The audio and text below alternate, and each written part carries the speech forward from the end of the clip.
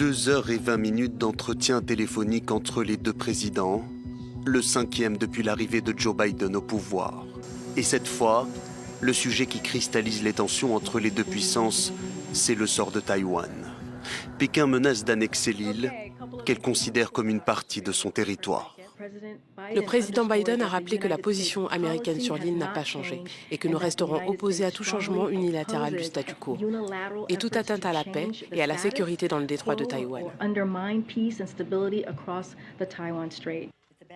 Une mise au point alors que la présidente de la Chambre des représentants, Nancy Pelosi, envisage de se rendre à Taïwan le mois prochain. L'annonce a provoqué la colère de la Chine. Elle a même brandi la menace de sanctions si le voyage a bien lieu.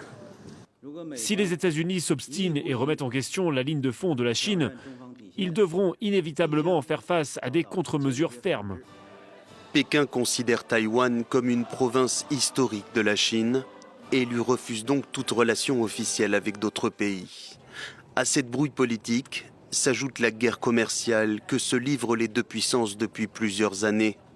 Le Sénat américain vient d'adopter un projet de loi pour subventionner l'industrie des semi-conducteurs qui a connu d'importantes pénuries avec la crise sanitaire. Un texte très critiqué par la Chine. Elle accuse les États-Unis de limiter la coopération scientifique et technologique entre les deux pays. Ils sont